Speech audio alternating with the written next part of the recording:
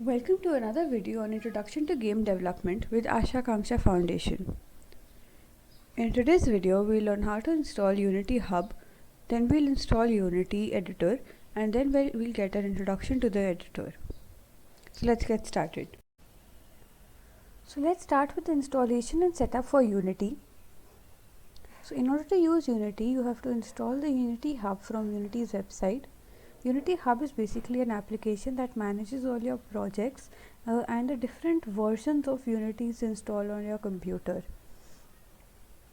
So from the Unity website, you can register there, choose your, when you are prompted to choose your plan, you can go ahead with personal as it has enough features for you to create an app. Once you have chosen your plan, you will be prompted to download Unity Hub. So if you are asked whether you are a returning user or a first time user, you can go ahead with returning user, as we would be already having step by step tutorials in this lecture series. So once you have installed Unity Hub, you would be this is how your hub would look. So you will have these 4 tabs. Let's move on to installs for now. These are the different installations of Unity editor that you have on your computer. It would be showing as empty for you, so you can go to add, you can select a version. So select this version, the one that I have installed, 2020.3.7 F1. so when you select any version, you would be prompted to select the different plugins that you want to install simultaneously. So surely install VS Code if you do not have already. Otherwise, apart from that, you have to install Android build support, since we are trying to build an Android application for now. And you can also install other builds that for which you want to build an application. Once your installation is complete, you can move on to projects, and there you can create a new project. So you can fill in the details. You have to choose a 2D project for now and click on create. So I've already created a project, and let's open it. So this is how your screen would look when you open a sample project. So even though there are a lot of tabs and it may seem a little overwhelming, it's quite easy to understand actually. So this is your scene. Your scene contains all your objects, all the UI, everything that is visible on the screen. So here we have a camera that is visible. So basically a camera is what is recording the whole scene and showing it on the game. So your game is what is shown to the user. Your scene is everything that is that has a possibility of being shown to the user. So you have a camera which is recording the screen. So anything placed in the frame of the camera here would be displayed on the screen. So let's try and create an object.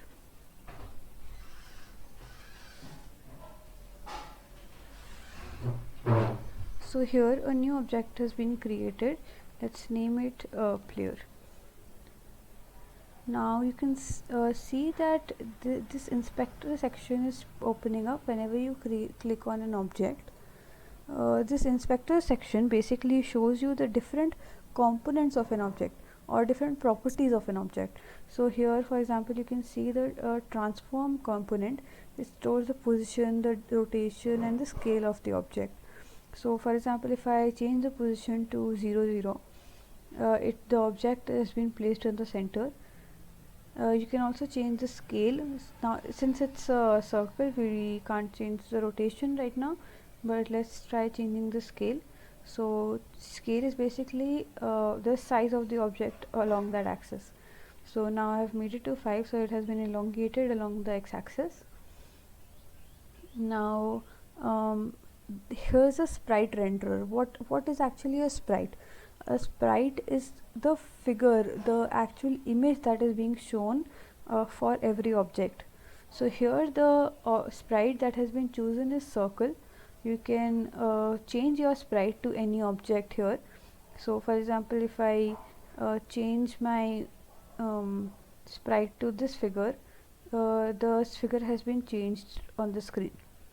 So since it has been elongated, let's set it back. Let's scale it up to 5.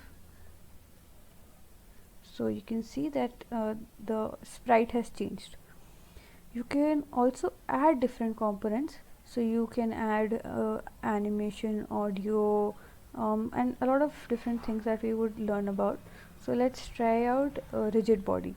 A rigid body is basically a physics object that basically you're converting this player into a physics object. It will now have a mass.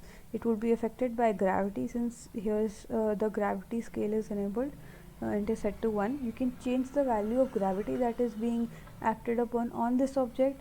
You can add a drag on this object, etc. So let's say what happens when we play the game. So now since we have a rigid body, some gravity would be acting upon this object. So we see that this object just went downwards as expected. So these are the play pause buttons. Now let's move on to the project section. This basically shows us the different scenes, the different folders and assets that you store. So here right now we have one folder called scene. This is the sample scene, the one that is open here, sample scene here, and we have an object player that was already created. Let me just delete it for now. So you can create any number of folders here as per your as per the how you want to organize it and everything. Now let's explore the console section. This basically shows you any errors that might occur when you try to compile the game. So these basically are for example, if you create scripts are basically programming, C# programming scripts that would control your object or the different objects on your screen. So I'll just show you how to. So for example, if I create a folder for scripts to store all the scripts, now here I create a C# script for controlling the player. So let's name this script player controller. Now you can see that I can open the script. I would be using VS Code in order to open this script. So I'll just open VS Code.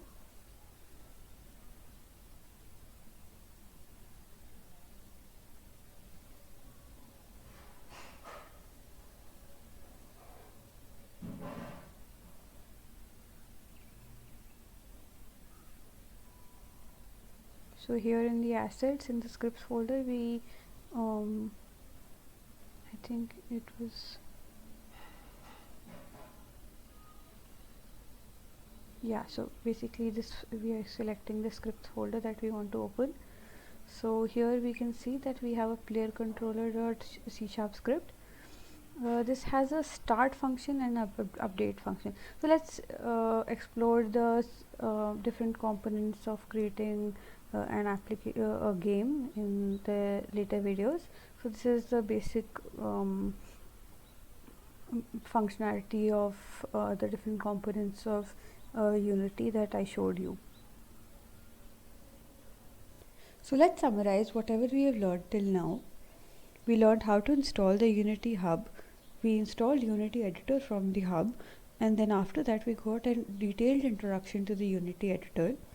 We learned the different components, such as what scene is, what hierarchy is, what the inspector shows, and much more. So I hope you found this video useful.